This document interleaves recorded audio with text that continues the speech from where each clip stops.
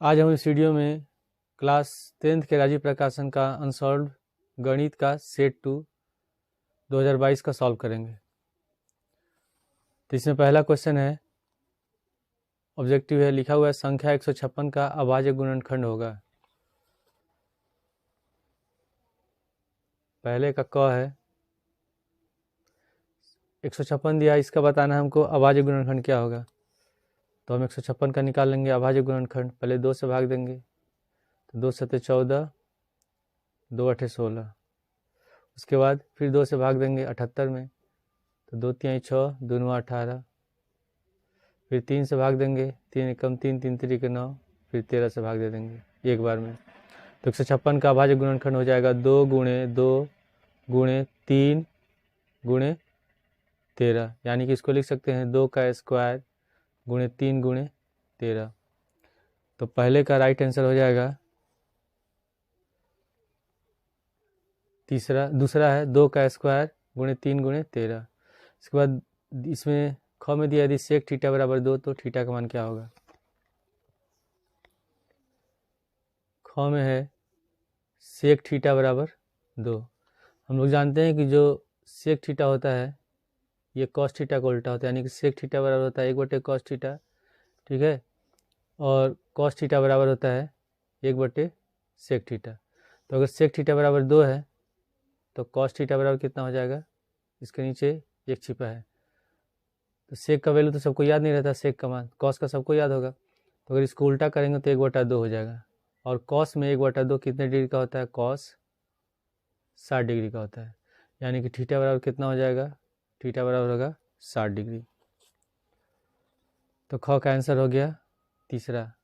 उसके बाद ग में दिया यदि द्विघात समीकरण 3x² - 12x + m बराबर 0 के मूल बराबर है तो m का मान क्या होगा। द्विघात समीकरण दिया है ग में 3x² - 12x + m बराबर 0 और इसके मूल बराबर दिए हैं। तो इस समीकरण की तुलना हम करते हैं x² + bx + c बराबर 0 से। तो इसमें x² का गुणांक a है और इसमें x² गुणांक 3 है, तो a बराबर हो जाएगा 3, b बराबर लिखेंगे -12 और c बराबर है m। और जब मूल बराबर होते हैं, मूल जब बराबर होते हैं तो व्युत्कर होता है, इसका मान कितना होता है, व्युत्कर d बराबर होता है 0 और d किसके बराबर होता है, d वो बराबर होता है b² - 4ac, यानी लिख सकते हैं b² - 4ac बराबर 0। b बराबर लिखेंगे -12, तो -12 का होल स्क्वायर -4 गुणे a बराबर है 3, तो यहाँ 3 लिख देंगे और c बराबर है m बराबर 0। तो -12 का होल स्क्वायर हो जाएगा, माइनस का स्क्वायर प्लस हो गया, 12 का होल स्क्वायर हो जाएगा 144 माइनस 4 तिहाई 12 m बराबर 0। अब हमको m का मान निकालना है, तो 144 पे जाएंगे दाएं साइड तो इसका भी चिन्ह बदल जाएगा, प्लस है तो माइनस हो जाएगा। तो -12 m बराबर यहाँ लिख सकते हैं -144, माइनस माइनस कैंसिल हो गया, प्लस हो गया, तो m बराबर हो जाएगा 144/12 और 12 से 144 कटेगा 12 बार में, तो आंसर हो गया m बराबर 12। तो क्वेश्चन नंबर ग का आंसर हो गया, चौथा होगा 12। इसके बाद क्वेश्चन नंबर घ हमारे सिलेबस में नहीं है, अंग में है कि 1 से 10 तक की धनात्मक सम संख्याओं का समांतर माध्य क्या होगा। तो पहले हम 1 से 10 तक की सम संख्या ले लेते हैं। सम संख्या उसे कहते हैं जो संख्या 2 से विभाजित हो। तो पहली संख्या हो जाएगी 2, फिर 4, फिर 6, उसके बाद 8 और 10। तो ये हो गया 1 से 10 तक की सम संख्याएं। अब इसको हमको माध्य निकालना है, समांतर माध्य। तो सूत्र होता है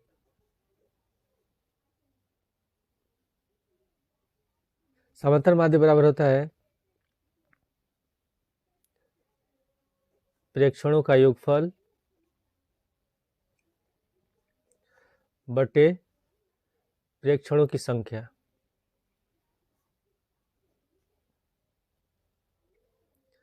तो प्रेक्षणों का योगफल यानी कि ये जो पद है इनका योगफल, तो सबको जोड़ देंगे 2 + 4 + 6 + 8 + 10 और इनकी संख्या कितनी है 1 2 3 4 5, तो 5 से भाग दे देंगे, उसको जोड़ेंगे 4 2 6 6 12 8 20 10 30, हो गया 30/5 और 5 से 30 कटेगा 6 बार में, तो इसका आंसर हो गया 6।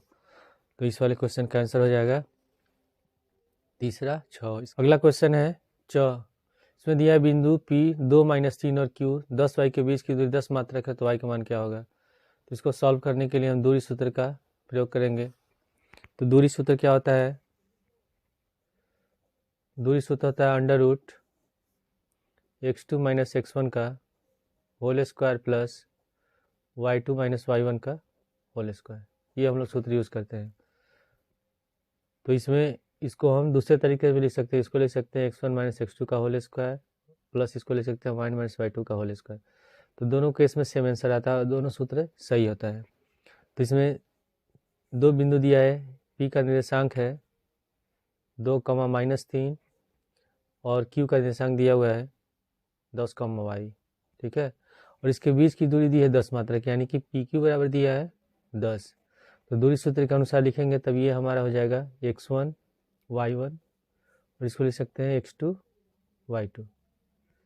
तो लिखेंगे PQ बराबर तब हो जाएगा under root x2 minus x1 का होल स्क्वायर। तो x2 है 10 और x1 है 2, तो 10 माइनस 2 का होल स्क्वायर प्लस उसके बाद है y2 माइनस y1, तो y लिखेंगे फिर माइनस 3, तो माइनस माइनस हो गया प्लस, तो y प्लस 3 का होल स्क्वायर।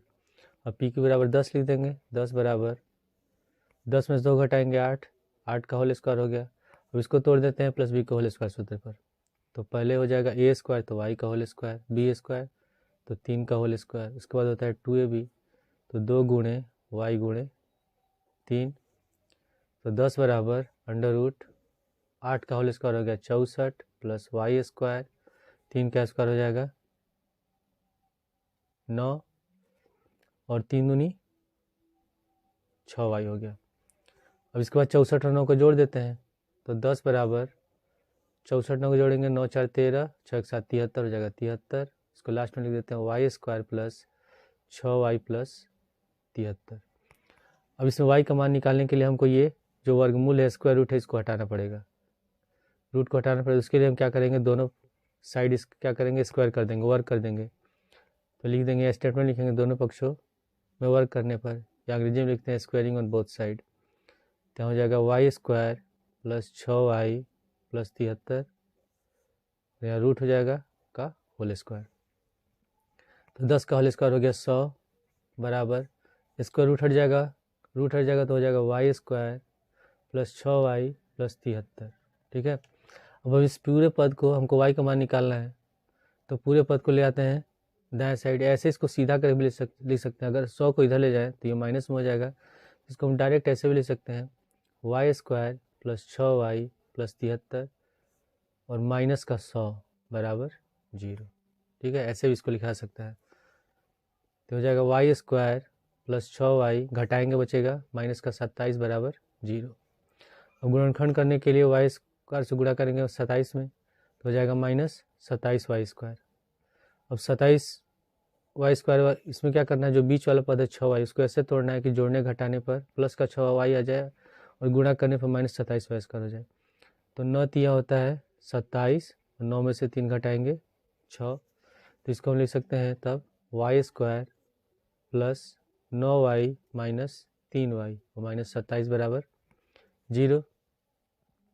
दोनों में y कॉमन है, y कॉमन ले लेंगे तो y प्लस 9 हो जाएगा और इसमें माइनस 3 कॉमन ले लेंगे, 3 9 27, यहाँ भी हो गया y प्लस 9 बराबर 0। अब एक ब्रैकेट में लिखेंगे y प्लस 9 और एक ब्रैकेट में लिखेंगे y माइनस 3 बराबर 0। तो एक बार लिखेंगे y प्लस 9 बराबर 0, ठीक है, और एक बार लिखेंगे या y माइनस 3 बराबर 0। तो y बराबर आ गया माइनस 9 और y बराबर हो गया 3। तो इसका दो आंसर आ रहा है माइनस 9 और 3। तो हम चेक कर लेंगे कौन सा आंसर है। तो चौक का आंसर हो जाएगा -9 3, यानी कि सेकेंड वाला। इसके बाद दूसरा क्वेश्चन में है सभी खंड कीजिए। पहला लिखा हुआ है यदि द्विघात समीकरण 3x square minus 12x plus 2m बराबर 0 के मूल बराबर है तो m का मान ज्ञात कीजिए। तो इसको हमको हल करना है क्वेश्चन नंबर ग की तरह।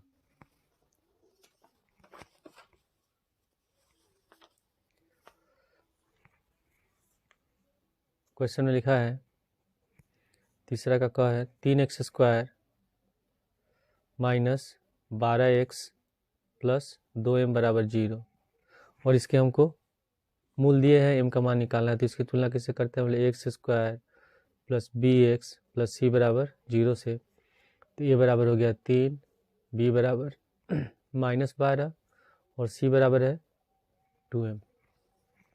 तो जब मूल बराबर है तो व्युत्कर हो जाएगा बी स्क्वायर माइनस 4ac बराबर 0। तो b बराबर है -12, तो यहाँ लिख देंगे -12 का होल स्क्वायर माइनस 4 गुणे a बराबर है 3 और c बराबर है 2m बराबर 0।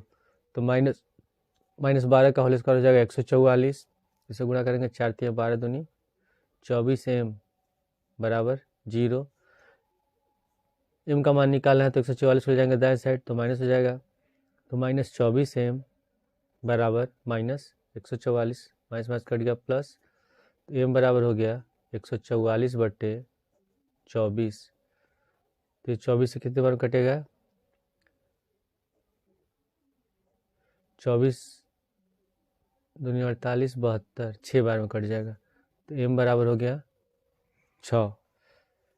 ठीक है, इसके बाद है नेक्स्ट क्वेश्चन नंबर ख। ये हमारे सिलेबस में नहीं, आउट ऑफ सिलेबस है, ग भी आउट ऑफ सिलेबस है। इसके बाद घ में दिया कि प्रथम 10 अभाज्य पूर्णांकों की माध्यिका ज्ञात कीजिए। तो हम अभाज्य पूर्णांक किसको कहते हैं, जो संख्या एक या खुद से विभाजित हो। तो क्वेश्चन नंबर कौन सा है, ये घ है। तो क्या करेंगे, हम प्रथम 10 अभाज्य संख्या लिख लेंगे। सबसे पहले सबसे छोटी जो अभाज्य संख्या होती है 2, और ये सबसे छोटी सम अभाज्य संख्या भी होती है। 2 के बाद है 3, फिर 5, फिर 7, 9 कट जाएगा, उसके बाद हो गया 11, 13 के बाद फिर लिखेंगे 17 अभाज्य हो गया, फिर 19 है, उसके बाद फिर 23 है और लास्ट में 29। तो हमको इसका निकालना है माध्यिका। तो ये जो आंकड़ा दिया रहता है ये ग्रुप डाटा नहीं है, मतलब ये वर्ग अंतराल में नहीं दिया है, 10 से 20, 20 से 30 ऐसे करके नहीं दिया है। ठीक है, तो इसका माध्यिका का सूत्र होता है, तो उसकी एक अलग सूत्र होता है। तो इसके लिए हम क्या करते हैं, सबसे पहले इसको गिनते हैं, 1 2 3 4 5 6 7 8 9 10 आ रहा है, तो n बराबर हम लिख देंगे 10। और जो आंकड़ा दिया रहता है उसको पहले हम क्या करते हैं, अरेंज कर लेते हैं आरोही क्रम में अवरोही क्रम में। तो ये पहले से आरोही क्रम में है, तो n बराबर 10, तो ये हो गया सम। तो जब सम होता है तो माध्यिका का सूत्र होता है माध्यिका बराबर n/2वां पद प्लस n/2 + 1, यहाँ हो जाएगा n/2 + 1वां पद और बटे 2। और जब हम गिनने पर n बराबर विषम आ जाए, तो विषम होने पर माध्यिका का सूत्र होता है माध्यिका बराबर n + 1/2वां पद। ये होता है फॉर्मूला। ठीक है, तो इसमें n बराबर 10 है, तो हम लिख देंगे 10/2वां पद प्लस यह हो जाएगा 10/2 + 1वां पद और बटे 2। तो 2 से 10 कट गया 5 बार में, और 2 से 10 यही 5 बार में कट गया, तो ये हो जाएगा 5वां पद और प्लस 5 1 6, ये हो गया 6वां पद और बटे 2।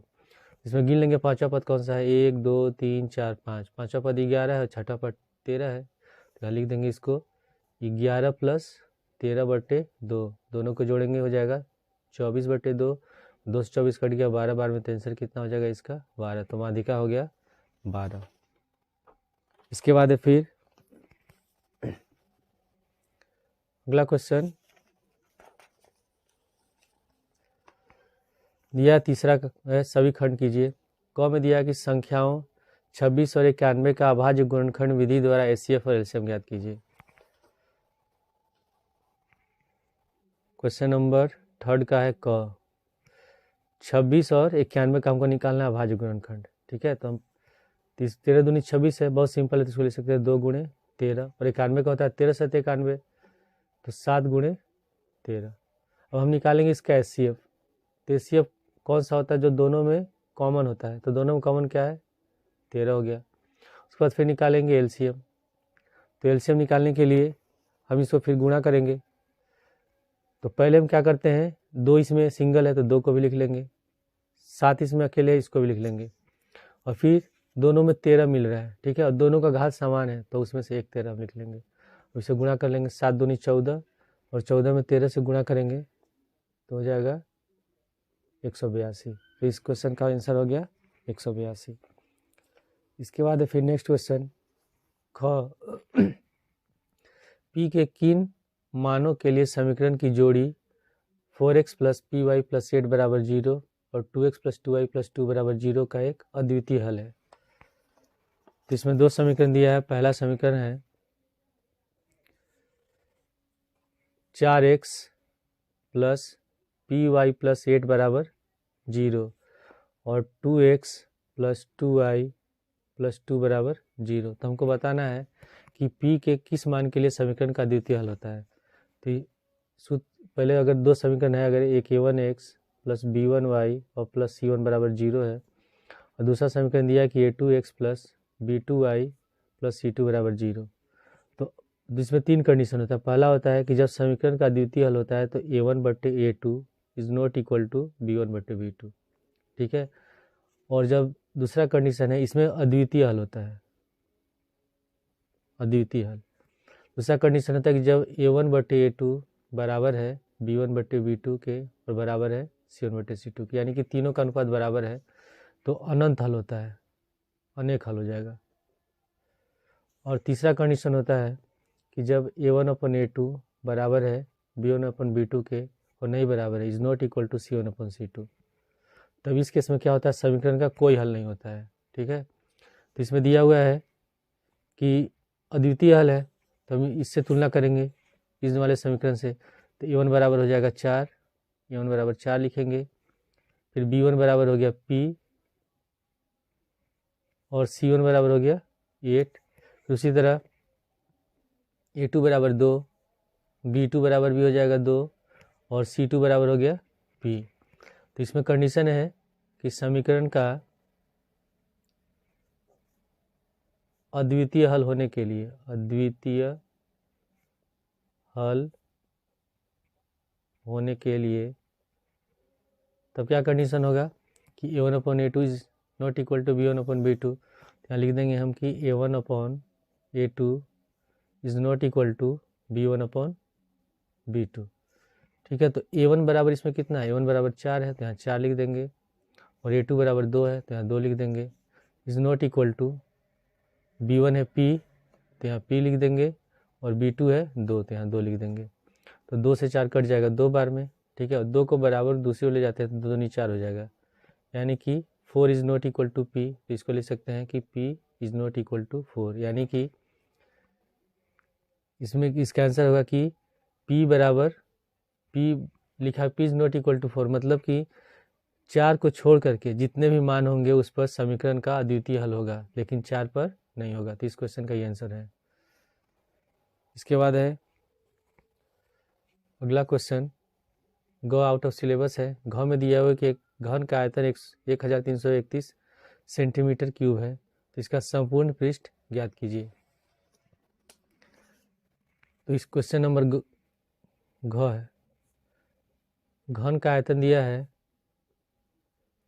घन का आयतन है 1331 सेंटीमीटर क्यूब, ठीक है। तो घन का आयतन का सूत्र होता है भुजा क्यूब, या हम लिखते हैं ए क्यूब, भुजा का क्यूब लिखते हैं या ए क्यूब लिखते हैं। तो ए क्यूब बराबर हो जाएगा 1331, और जब यहाँ घात 3 है हटाते हैं तो इधर हो जाता है घनमूल, क्यूब रूट हो जाता है, और जब 2 रहता है तो वर्गमूल हो जाता है।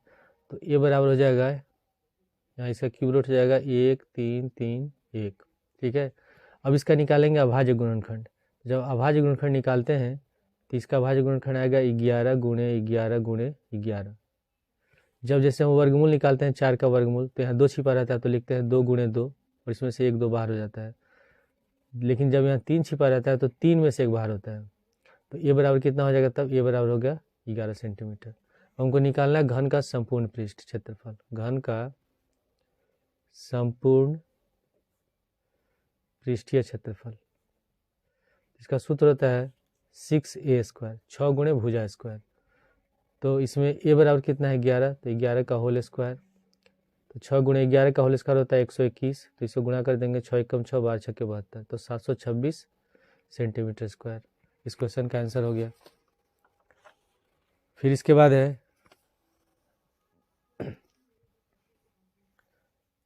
अगला क्वेश्चन है चौथा, सभी खंड कीजिए, सिद्ध कीजिए कि 3√2 एक परिमेय संख्या है। तो कभी भी अगर किसी को अपरिमेय संख्या सिद्ध करना किसी संख्या, तो हमेशा हम परिमेय संख्या ही मानते हैं। पहले इसको मानेंगे परिमेय संख्या, फिर हम इसको सिद्ध करेंगे। तो इसमें हम लिखेंगे पहले क्वेश्चन नंबर 4 का क है, चौथा का क। पहले लिखेंगे माना 3√2 एक परिमेय संख्या है। परिमेय संख्या है, जो परिमेय संख्या होता है 3√2 एक परिमेय संख्या, ठीक है। जो परिमेय संख्या उसको हम किस रूप में लिख सकते हैं, a/b के रूप में लिख सकते हैं। तो हम लिखेंगे 3√2 बराबर a/b, जहाँ a और b क्या है, सअभाज्य संख्या है। और जो सअभाज्य संख्या होती हैं उनका अभाज्य गुणन, जो उनका जो HCF होता है वो या उस एक होता है। तो हम लिखेंगे जहाँ a तथा b सअभाज्य संख्याएं हैं, ठीक है। अब इसके बाद हम क्या करेंगे, 3 को ले जाएंगे दाएं साइड, तो बटे में चला जाएगा, तो √2 बराबर हो जाएगा a/3b। अब इसमें a भी पूर्णांक है, b भी पूर्णांक है, 3 भी पूर्णांक है। इसका मतलब a/3b क्या है, परिमेय संख्या है। तो परिमेय एक परिमेय संख्या दूसरे परिमेय संख्या के बराबर होगा, यानी कि √2 भी परिमेय संख्या होगा। लेकिन हम जानते हैं कि ये क्या है, एक अपरिमेय संख्या है, ठीक है। तो पहले हम इसमें लिखेंगे कि 3, a तथा b पूर्णांक है, इसलिए a/3b एक परिमेय संख्या है, परिमेय संख्या है, ठीक है। इसलिए √2 भी एक परिमेय संख्या है। तो ये भी परिमेय संख्या होगा, लेकिन हम जानते हैं कि √2 क्या है, एक अपरिमेय संख्या है। लिखेंगे लेकिन यह विरोधाभास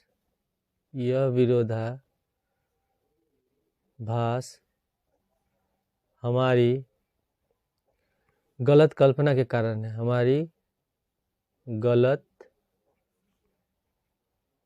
कल्पना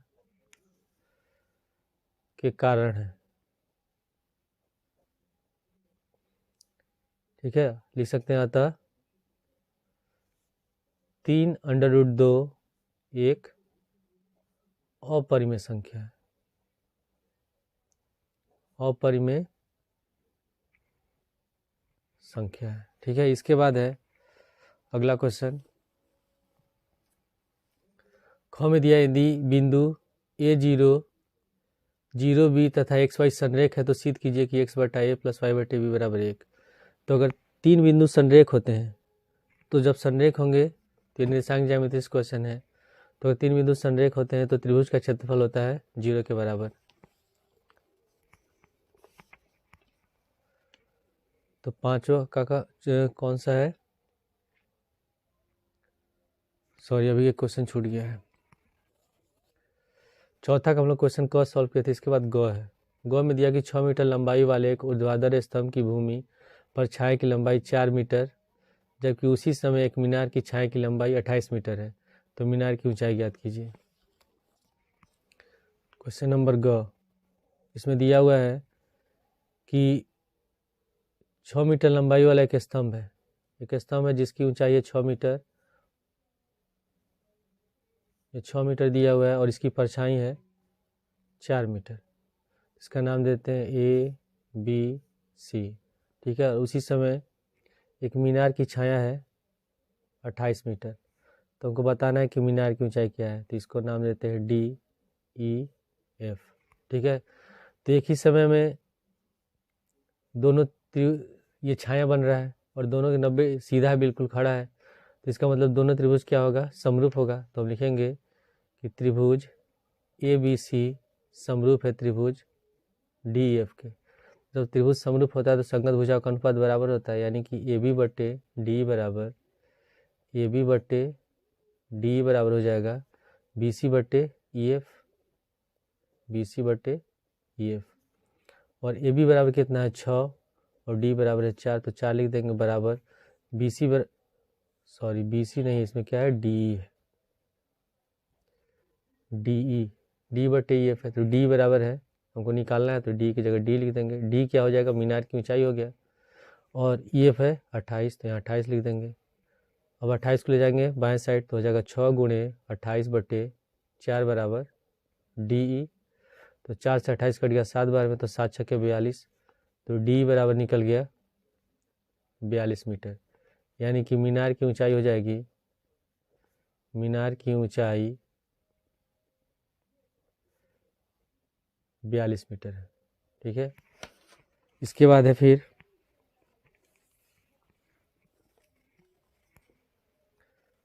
क्वेश्चन नंबर घ। ये कंस्ट्रक्शन से है, ये हमारे सिलेबस में है ही नहीं।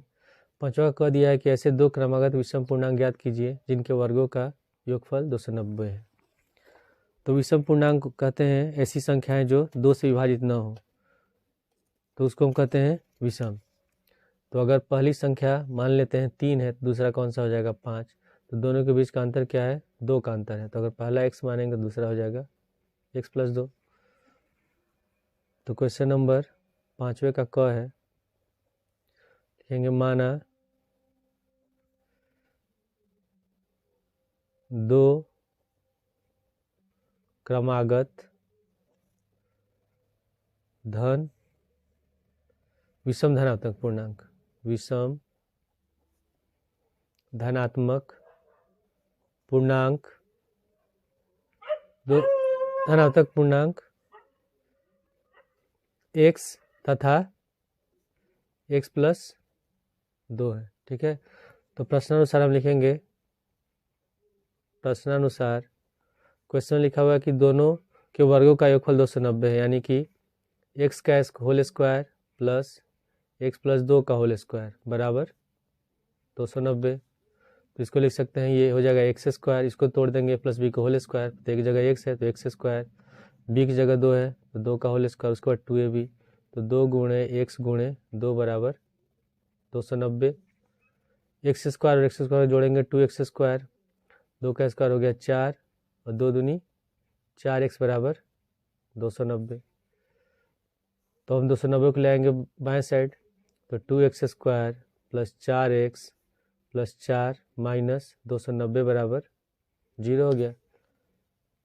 अब इसमें से घटा देंगे तो हो जाएगा 2x स्क्वायर प्लस 4x, घटाएंगे 290 में से 4 तो हो जाएगा माइनस 286 बराबर 0। अब इसमें कॉमन क्या है, सब में 2 कॉमन है तो 2 हम कॉमन ले लेंगे, यहाँ हो जाएगा एक्स स्क्वायर 2 दूनी 4 2x और माइनस से 2 1 कम 2 2 चौके 8 2 3 6 143 बराबर 0। तो हमारा द्विघात समीकरण हो जाएगा x square plus 2x minus 143 बराबर 0। अब हम करेंगे इसका गुणनखंड, तो इसमें गुणा करेंगे तो हो जाएगा हमारा माइनस 143 एक्स स्क्वायर। अब 2x को ऐसे तोड़ना है कि जोड़ने घटाने पर प्लस का 2 आ जाए, गुणा करने पर 143 आ जाए। इसके लिए हम क्या करते हैं, 143 का निकाल देंगे अभाज्य गुणनखंड, तो ये कटेगा सीधे 11 से, तो 11 कम 11 3 बचा 11 33, तो कितना आ गया 13 और 11, तो 13 में से 11 घटाएंगे 2 बचेगा और 13 और 11 गुणा करेंगे 143। तो इसे हम लिख देंगे x square plus 13x minus 11x minus 143 बराबर 0। ठीक है, अब इन दोनों में कॉमन क्या है, x कॉमन है तो x कॉमन ले लेंगे तो हो जाएगा x प्लस 13 माइनस इसमें से 11 कॉमन हो जाएगा, तो माइनस 11 कॉमन लेंगे तो x प्लस 13 बराबर 0। ठीक है, तो एक ब्रैकेट में लिखेंगे x प्लस 13 और एक ब्रैकेट में लिखेंगे x माइनस 11 बराबर 0। ठीक है, तो इसको लिख सकते हैं x प्लस 13 बराबर 0 या x माइनस 11 बराबर 0। तो प्लस 13 को ले जाएंगे दाएं साइड तो हो जाएगा x बराबर माइनस 13। ठीक है, और इसको ले जाएंगे तो x बराबर हो गया 11, और इसमें क्वेश्चन में लिखा हुआ है कि ये धनात्मक है विषम पूर्णांक, तो x बराबर माइनस 3 हमारा आंसर होगा नहीं। ठीक है, तो हम लिखेंगे तो पहली विषम संख्या, पहली विषम संख्या हमारी हो जाएगी, पहली विषम संख्या है 11, ठीक है, और दूसरी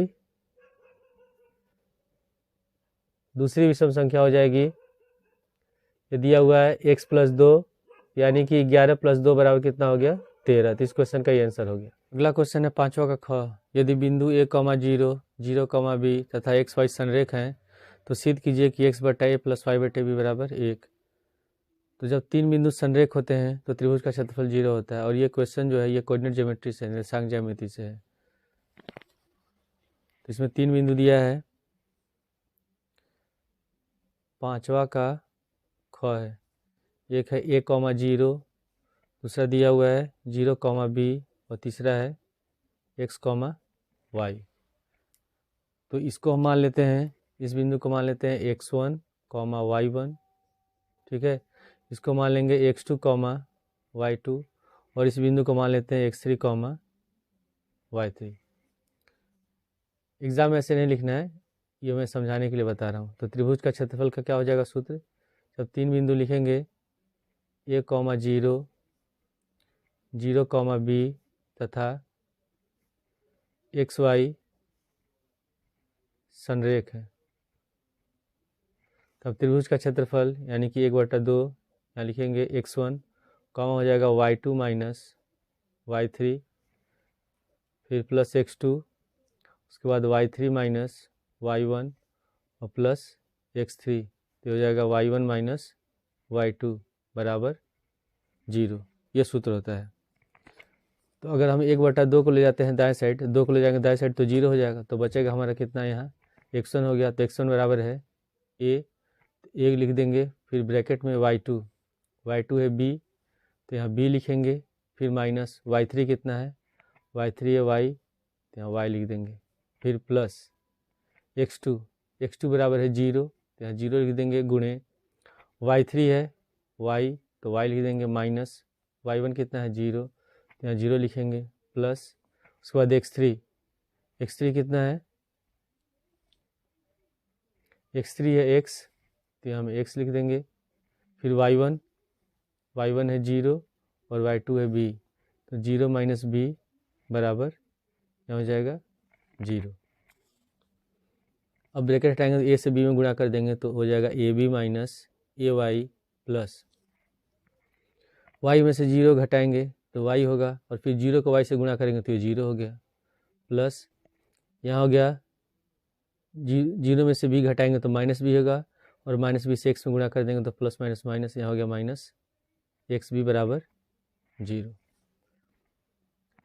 अब हम क्या करेंगे, इसमें ab वाले पद को ले जाएंगे दाएं साइड और इन दोनों पद को रखेंगे बाएं साइड, क्योंकि हमको सिद्ध करना है कि x बटे a प्लस y बटे b बराबर 1।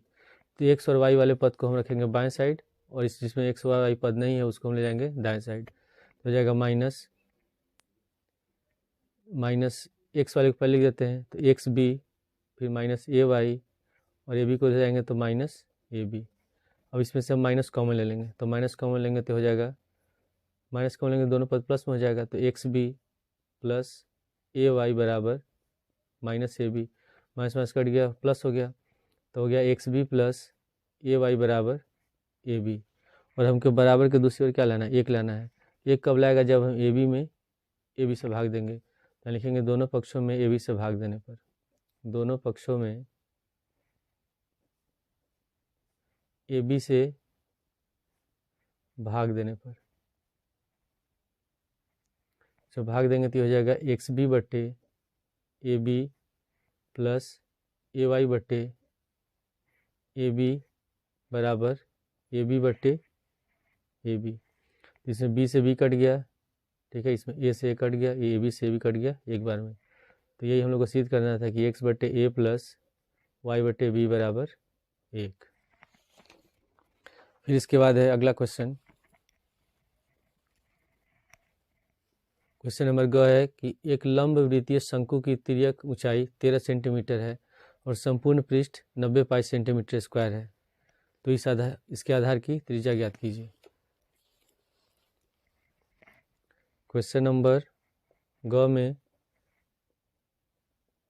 शंकु की तिर्यक ऊंचाई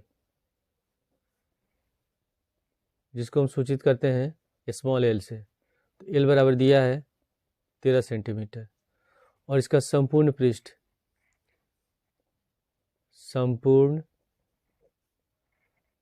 क्षेत्रफल ये दिया हुआ है 90 पाई सेंटीमीटर स्क्वायर। तो शंकु का संपूर्ण पृष्ठ का क्षेत्रफल होता है पाई आर और ब्रैकेट में एल प्लस आर, ये फार्मूला होता है। तो आर है त्रिज्या, ठीक है, एल है तिर्यक ऊंचाई, फिर आर त्रिज्या है और बराबर लिख देंगे 90 पाई। तो ये पाई से पाई कट जाएगा।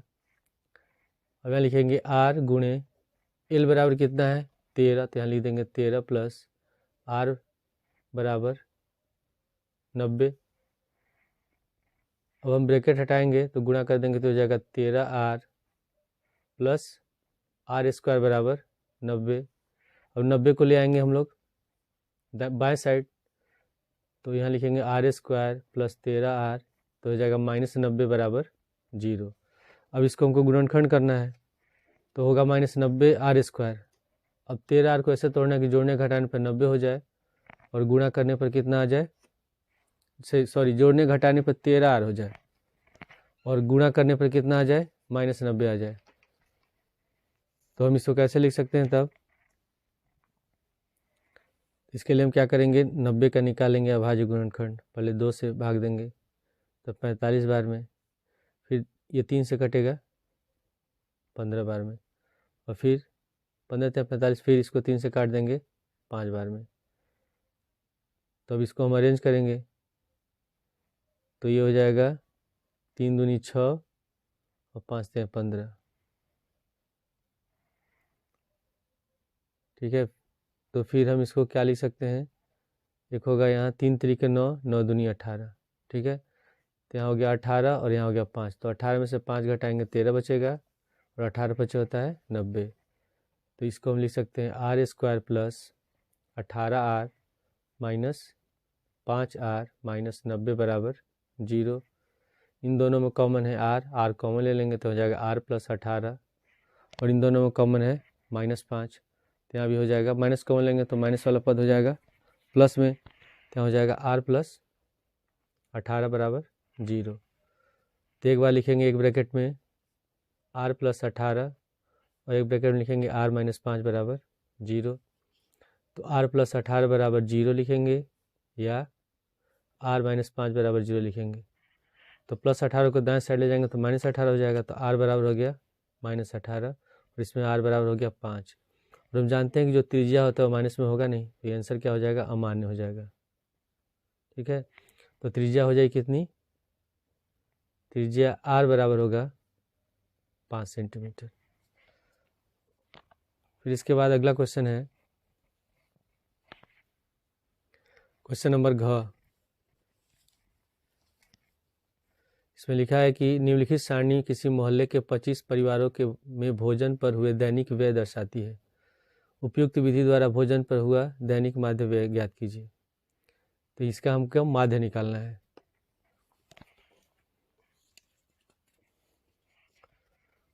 क्वेश्चन नंबर है घ, दैनिक व्यय दिया हुआ है, दैनिक व्यय रुपए में, ठीक है। और ये दिया है परिवारों की संख्या, परिवारों की संख्या है, यानी कि ये हमारा है बारंबारता। यहाँ एफ लिख देंगे। इसके बाद यहाँ जो वर्ग अंतराल दिया है यह है 100 से 150, फिर उसके बाद 150 से है 200, 200 से 250, 250 से 300, फिर 300 से 350, और इसका बारंबारता दिया हुआ है 4, फिर 5, 12, 2 और 2 दिया है। तो जब भी हम माध्य निकालते हैं तो उसके लिए हम क्या निकालते हैं, वर्ग चिन्ह निकालते हैं, मध्यमान निकालते हैं, एक साइड निकालते हैं। तो इन दोनों को जोड़ेंगे, 100 और 50 को जोड़ेंगे तो 250 हो गया। 250 को 2 से भाग देंगे तो आएगा 125। अब देख रहे हैं कि सब में 50-50 का अंतर है, ठीक है। तो 150 जोड़ते जाएंगे, तो 50 जोड़ेंगे तो हो जाएगा 175, फिर 175 में 50 जोड़ेंगे तो 225, 225 में 50 जोड़ेंगे तो 275, फिर 275 में 50 जोड़ेंगे तो हो जाएगा 325। ठीक है, इसके बाद फिर हम निकालते हैं क्या, इसके बाद हम निकालेंगे एफ आई गुणे एक्स आई। तो पहले हम 4 में 125 से गुणा करेंगे तो ये हो जाएगा 500, फिर 5 से गुणा करेंगे 175 में तो यहाँ होगा 875, फिर 225 में गुणा करेंगे 12 से तो यह आ जाएगा हमारा 2700, फिर 275 में गुणा करेंगे 2 से, ठीक है, तो ये होगा 550, और फिर 325 में गुणा करेंगे 2 से तो हो जाएगा 650। फिर हम जो 12 बढ़ता है उसको जोड़ते हैं तो यहाँ लिखते हैं सिग्मा एफ आई। इसको जोड़ेंगे 5 4 9 2 11 2 13 2 15 का 5 1 1 2 25 हो गया। फिर जो गुणा होता है एफ आई और एक्स आई का, इसका भी लिखते हैं तो लिखेंगे यहाँ सिग्मा एफ आई एक्स आई। तो इसको जोड़ेंगे तो हमारा आएगा 5275। तो माध्य बराबर हो जाएगा, माध्य को लिखते हैं हम लोग एक्स बार से, तो माध्य बराबर sigma F I x I upon sigma F I. तो सिग्मा एफ आई एक्स आई कितना निकला है 5275, और सिग्मा एफ आई है 25, तो ये कटेगा 211 बार में, तो इसका आंसर हो जाएगा 211 रुपये दैनिक व्यय हो गया। फिर इसके बाद है अगला क्वेश्चन है क्वेश्चन नंबर 6। इसमें लिखा हुआ है कि एक आयताकार खेत का विकर्ण उसकी छोटी भुजा से 60 मीटर अधिक लंबा है। यदि बड़ी भुजा छोटी भुजा से 30 मीटर अधिक हो तो खेत की भुजाएं ज्ञात कीजिए।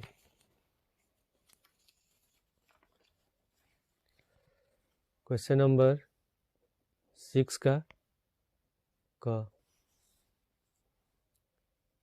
एक आयताकार खेत है, ये इसका विकर्ण हो गया। तो क्वेश्चन में लिखा हुआ है कि आयताकार खेत का विकर्ण उसकी छोटी भुजा से 60 मीटर अधिक लंबी है और बड़ी भुजा छोटी भुजा से 30 मीटर अधिक लंबी है। तो जो खेत होता है इसमें जो चौड़ाई होता है ये सबसे छोटी भुजा होती है, तो चौड़ाई को मान लेते हैं हम x मीटर, और लिखा हुआ है कि जो विकर्ण है उसकी छोटी भुजा से 60 मीटर अधिक है, यानी कि विकर्ण हो जाएगा x प्लस 60 मीटर। और जो बड़ी भुजा होती है आयताकार खेत की, यानी कि लंबाई 30 मीटर अधिक है, तो ये होगा हमारा x प्लस 30 मीटर। ठीक है, और हम जानते हैं कि जो आयत होता है उसका प्रत्येक कोण होता है 90 डिग्री, यानी कि ये हो जाएगा समकोण त्रिभुज होगा। तो इसमें लगाएंगे पाइथागोरस प्रमेय। तो पाइथागोरस प्रमेय से होता है कर्ण स्क्वायर बराबर लंब स्क्वायर प्लस आधार स्क्वायर। तो पहले लिखेंगे माना आयताकार खेत की छोटी भुजा x मीटर है, तो बड़ी भुजा हो जाएगी बड़ी भुजा x plus 30 metre, x plus 30 metre, तथा विकर्ण होगा x प्लस 60 मीटर है। ठीक है, तो प्रश्नानुसार लिखेंगे, यहाँ लिखेंगे पाइथागोरस प्रमेय से, पाइथागोरस प्रमेय से। तब क्या हो जाएगा, कर्ण स्क्वायर बराबर लंब स्क्वायर प्लस आधार स्क्वायर, ये होता है फॉर्मूला। तो कर्ण इसमें कितना है, कर्ण है x प्लस 60, तो लिख देंगे x प्लस 60 का होल स्क्वायर बराबर लंब है, लंब को x मान सकते हैं, ये आधार हो जाएगा, तो x का स्क्वायर प्लस x प्लस 30 का होल स्क्वायर।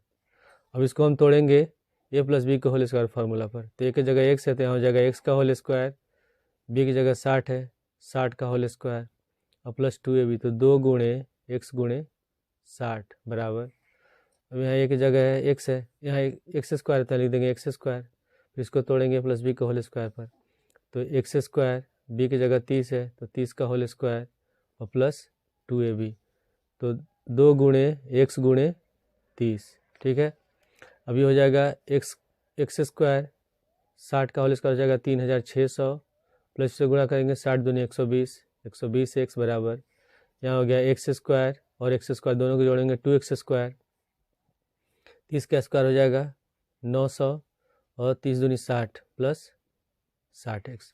अब इन तीनों पद को हम ले आएंगे बाएं साइड, तो तीनों का चिन्ह बदल जाएगा, माइनस हो जाएगा, तो x square plus 120x plus 3600 minus 2x square minus 60x minus 900 बराबर 0। अब यहाँ घटाएंगे, यहाँ एक्स स्क्वायर है माइनस 2x स्क्वायर है, तो घटाएंगे तो कितना हो जाएगा, घटाएंगे तो माइनस एक्स स्क्वायर हो गया, ठीक है। इसके बाद फिर 120 में से घटाएंगे 60x, तो हो जाएगा प्लस का 60x, फिर 3600 में से 900 घटाएंगे तो हो जाएगा प्लस का 2700 बराबर 0। इसमें से माइनस कॉमन ले लेते हैं, तो माइनस कॉमन ले लेंगे तो प्लस, माइनस कॉमन लेंगे तो माइनस वाला पद प्लस और प्लस वाला पद माइनस हो जाएगा, तो हो जाएगा x square minus 60x minus 2700 बराबर 0। तो हमारा द्विघात समीकरण हो जाएगा x square minus 60x minus 2700 बराबर 0। अब हमें इसका करना है गुणनखंड, तो इसमें 2700 को ऐसे तोड़ें कि जोड़ने घटाने पे कितना हो जाए 60 हो जाए, और गुणा करने पे कितना आ जाए 2700। तो हम क्या करेंगे, 90 और 30 को गुणा कर देंगे, 3 और 27 2700 हो गया, और 90 में से 30 घटाएंगे हो जाएगा 60। तो यहाँ लिख सकते हैं इसको एक्स स्क्वायर, यहाँ माइनस में दिया हुआ है तो बड़ा वाला पद माइनस में लिख देंगे, माइनस 90x प्लस 30x, ठीक है, 30x और माइनस 2700 बराबर 0। तो इन दोनों में x कॉमन ले लेंगे तो x माइनस 90, इसमें 30 कॉमन हो जाएगा तो प्लस का 30 कॉमन हो गया तो x माइनस 90 हो गया, 3 और 27 बराबर 0। अब x माइनस 90 को एक ब्रैकेट में लिखेंगे और x प्लस 30 को एक ब्रैकेट में लिखेंगे बराबर 0। तो x माइनस 90 बराबर 0 लिखेंगे एक बार, और एक बार लिखेंगे x प्लस 30 बराबर 0, ठीक है। तो x बराबर हो गया 90 या x बराबर माइनस 30, तो खेत की भुजा माइनस में तो होगी नहीं, तो ये हमारा अमान्य हो जाएगा। तो x बराबर 90 हो गया, यानी कि छोटी भुजा की लंबाई, छोटी भुजा की लंबाई x बराबर 90 मीटर, और बड़ी भुजा हमारी कितनी है x प्लस 30, x प्लस 30 है, तो लिखेंगे 90 प्लस 30 बराबर 120 मीटर। तो हो गया इस क्वेश्चन का आंसर। इसके बाद है फिर छठवां क्वेश्चन हो गया, फिर उसके बाद छठवां का ख में स्टार है, ये भी हमारे सिलेबस में नहीं करना है।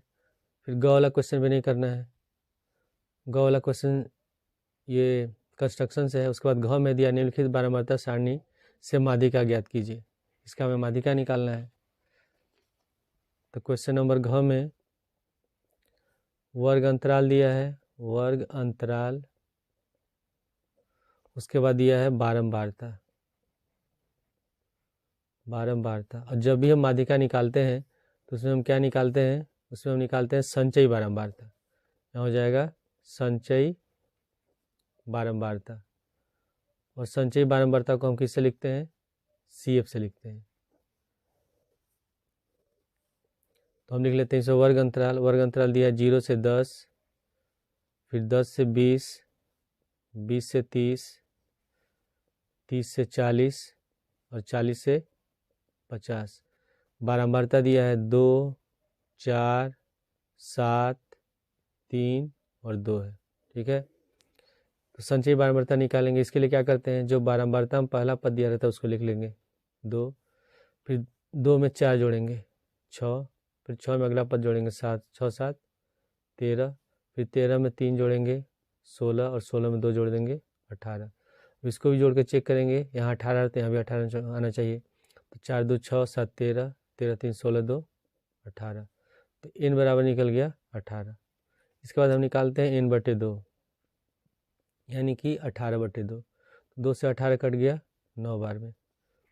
तो हम क्या करते हैं, जो 9 मान आएगा इसको हम चेक करते हैं संचयी बारंबारता में।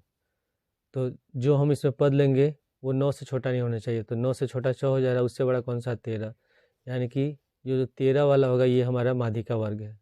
ठीक है, तो माध्यिका का सूत्र क्या होता है, माध्यिका कहते हैं या माध्यक कहते हैं, दोनों एक ही होता है। माध्यिका बराबर L प्लस N बटे 2 माइनस CF बटे F गुणे H, ये फार्मूला होता है। तो ये हमारा माध्यक वर्ग है, तो L बराबर हो जाएगा 20, ये हमारा F होता है बारंबारता, तो F बराबर लिखेंगे 7, और CF होता है जो माध्यक वर्ग है उसका जो संचयी बारंबारता उसके ठीक पहले वाले संचयी बारंबारता यानी कि 6, तो C बराबर 6 हो गया। और इस जो होता है वर्ग अंतराल के बीच का जो अंतर होता है 10 का अंतर है, तो 10 लिख देंगे। तो हम माध्यिका निकालेंगे। अब माध्यिका बराबर L प्लस N बटे 2 माइनस CF बटे F और गुणे H, तो L बराबर है 20 लिख देंगे, प्लस N बटे 2 निकला है 9 माइनस CF कितना है 6, तो 6 लिख देंगे, बटे F है 7, ठीक है, और H बराबर कितना है 10, तो हो जाएगा 20 प्लस 9 में से 6 घटाएंगे 3, और 3 में 10 से गुणा करेंगे 30 बटे 7, तो 7 में 30 से भाग देंगे, 7 चौके 28, फिर 2 बचा तो 20, तो 7 दूनी 14, फिर 6 बचेगा तो 7 8 56, तो जोड़ेंगे तो हो जाएगा 24.28, ये आंसर हो गया। अब इसके बाद है अगला क्वेश्चन 7वां। इसमें लिखा हुआ है कि एक नाव पुल की ओर आ रही है, किसी क्षण पुल का उन्नयन कोण 30 डिग्री देखा गया, नाव के उसी चाल से 4 मिनट चलने के बाद पुल का उन्नयन कोण 60 डिग्री हो गया, तो नाव की पुल तक पहुंचने में कितना समय लगेगा।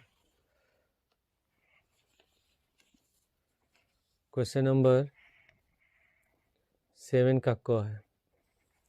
क्वेश्चन लिखा हुआ है कि एक नाव है, मान लेते हैं ये पुल है, और इसके सामने ये एक नाव है जो पुल की तरफ आ रही है, और उस समय इसका उन्नयन कोण देखा जाता है 30 डिग्री, और जब नाव उसी चाल से 4 मिनट तक चलती है और वो किधर जा रही है, पुल की तरफ जा रही है, तो उसका उन्नयन कोण हो जाता है 60 डिग्री। तो हमको बताना है कि यहाँ से, यानी कि इसको नाम देते हैं ABCD, तो D से C तक जाने में इसको लगता है 4 मिनट का समय। तो क्वेश्चन बताना है कि C से B तक जाने में इसे कितना समय लगेगा। तो इसको हम मान लेते हैं X, इस दूरी को मान लेते हैं Y, और इसको मान लेते हैं इसकी ऊंचाई को H। तो लिखेंगे माना पुल AB की ऊंचाई H मीटर है, और BC बराबर X मीटर मान लेते हैं, और CD बराबर Y मीटर, और उन्नयन कोण कौन से हैं, कोण ADB बराबर 30 डिग्री और कोण ACB बराबर 60 डिग्री। तो उन्नयन कोण ACB बराबर 60 डिग्री तथा कोण ADB बराबर 30 डिग्री, कोण ADB बराबर 30 डिग्री है। ठीक है, अब हमको इसमें निकालना है समय, और इसमें समय दिया है, तो हम क्या करेंगे, सबसे पहले ये दूरी निकालेंगे। तो दूरी निकाल लेंगे तो फिर हम निकालेंगे नाव की चाल, तो चाल बराबर होता है दूरी बटे समय। तो D से C तक जाने में जो समय लग रहा है 4 मिनट है, और दूरी है Y, तो चाल निकल जाएगा। फिर दूसरे केस में हम क्या करेंगे, ये दूरी निकाल लेंगे। तो हमको जब समय निकालना है तो समय बराबर होता है दूरी बटे चाल, तो जो नाव की चाल होगी उसको हम x से भाग दे देंगे, x को भाग दे देंगे तो हमारा आंसर आ जाएगा। तो पहले हम लिखेंगे त्रिभुज ABC में, त्रिभुज ABC में कितना डिग्री बन रहा है, 60 डिग्री, तो tan 60 डिग्री बराबर हो जाएगा AB बटे BC, और tan 60 डिग्री का मान होता है √3, यानी √3 बराबर AB को हम लोग माना है H, और BC कितना है X है, तो X बराबर हो जाएगा H बटे √3, इसको मान लेते हैं समीकरण 1। उसके बाद त्रिभुज ए बी डी में हल करेंगे, पुनः त्रिभुज ए बी डी में, ए बी डी में कितना बन रहा है 30 डिग्री, तो tan 30 डिग्री बराबर ए बी बट्टे बी डी, ए बी बट्टे बी डी। tan 30 का मान होता है 1/√3 बराबर ए बी कितना है h है, और बी डी बराबर लिखते हैं x+y, तो हो जाएगा x+y। अब कर देंगे क्रॉस मल्टीप्लाई, x+y को 1 से गुणा कर देंगे तो हो गया x+y, और √3 को गुणा कर देंगे h से तो √3h। अब हम x का मान रख देंगे, x पर कितना है h/√3, तो यहाँ x का मान रख देते हैं h/√3 प्लस y बराबर √3h, यहाँ लिख देंगे ब्रैकेट में समीकरण 1 से। अब h/√3 को ले जाएंगे दाएं साइड, तो y बराबर हो जाएगा √3h माइनस h/√3, तो y बराबर हो गया √3 से 3 में गुणा करेंगे, √3 और √3 को गुणा करेंगे तो 3 हो गया, तो 3h माइनस h/√3, तो y बराबर हो गया 2h/√3 मीटर। ये निकल गई दूरी, ठीक है। अब यहाँ डी से सी तक जाने में नाव कितनी दूरी तय कर रही है, y बराबर 2h/√3, और समय कितना लग रहा है 4 मिनट। तो हम निकालेंगे चाल, तो लिखेंगे नाव द्वारा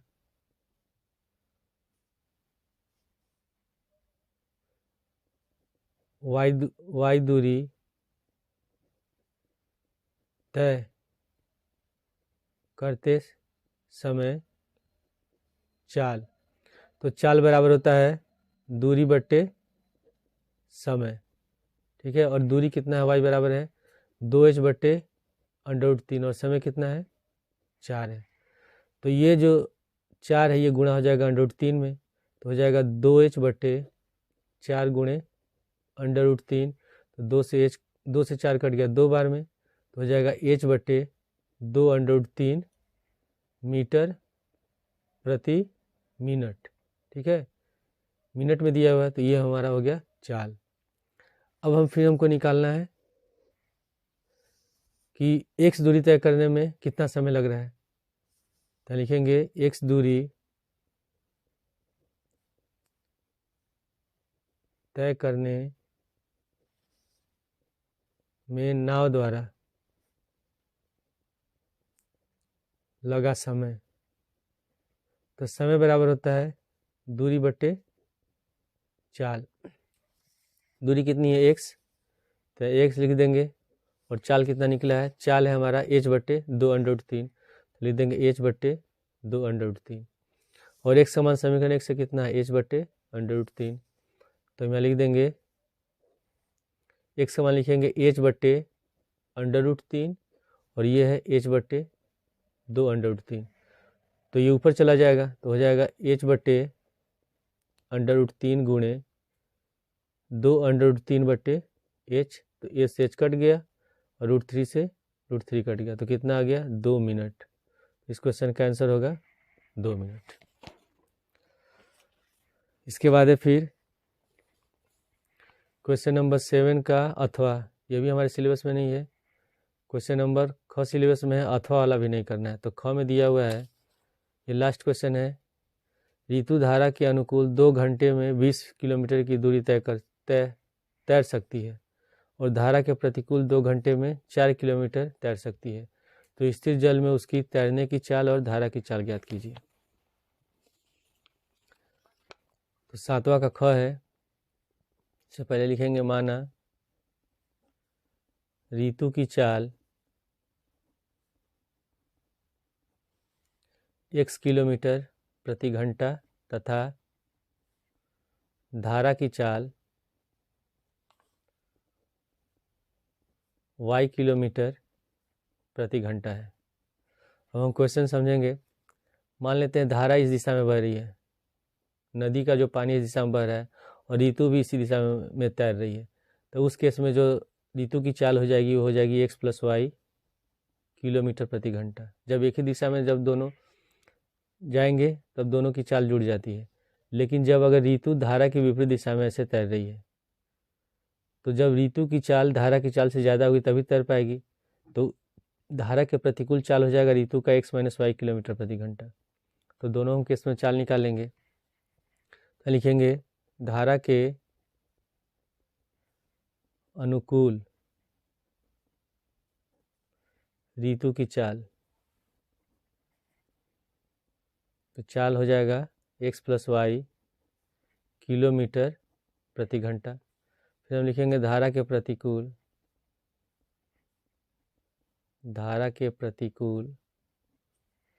ऋतु की चाल। तो धारा के प्रतिकूल ऋतु की चाल कितनी हो जाएगी? x - y किलोमीटर प्रति घंटा। क्वेश्चन में लिखा हुआ है कि ऋतु धारा के अनुकूल 2 घंटे में 20 किलोमीटर तैर सकती है। तो हम निकालेंगे, इसमें समय निकालेंगे।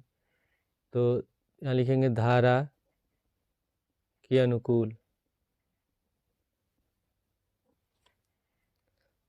अनुकूल ऋतु द्वारा लगा समय। तो समय बराबर क्या होता है? दूरी बटे चाल। ठीक है, और समय कितना लग रहा है? धारा के अनुकूल है, धारा के अनुकूल भी 2 घंटे लगता है और धारा के प्रतिकूल भी 2 घंटे लगता है, और दूरी 20 किलोमीटर ही है। धारा के प्रतिकूल क्वेश्चन लिखा हुआ कि धारा के अनुकूल 2 घंटे में 20 किलोमीटर की दूरी तैर सकती है और प्रतिकूल 2 घंटे में 4 किलोमीटर दिया है, दूरी 4 किलोमीटर है। तो इसमें हम समय लिख देंगे 2 घंटे, दूरी है 12 किलोमीटर, और धारा के अनुकूल चाल कितनी है? x + y। तो यहाँ लिख देंगे x + y। अब हम x + y को ले जाएंगे बाएं साइड, 2 को ले जाते हैं दाएं साइड। तो x + y बराबर हो जाएगा 12/2, 2 से 12 कट जाएगा 6 बार में। तो x + y बराबर हो गया 6। इसको मान लेंगे समीकरण 1। अब फिर हम निकालेंगे धारा के प्रतिकूल ऋतु द्वारा लगा समय। तो सेम फार्मूला लिखेंगे, समय बराबर दूरी बटे चाल। तो धारा के प्रतिकूल समय लग रहा है 2 घंटे, दूरी है 4 किलोमीटर, और चाल कितनी है? x - y किलोमीटर प्रति घंटा। तो यहाँ लिख देंगे x - y। अब x - y को लाएंगे बाएं साइड, 2 को ले जाएंगे दाएं साइड। तो x - y बराबर हो जाएगा 4/2, 2 से 4 कट गया 2 बार में। तो x - y बराबर आ गया 2। इसको मान लेंगे समीकरण 2। अब पहला समीकरण और दूसरा समीकरण दोनों को हल कर देंगे विलोपन विधि से। तो हम दोनों समीकरण को जोड़ देंगे तो y कट जाएगा। तो समीकरण 1 तथा 2 को जोड़ने पर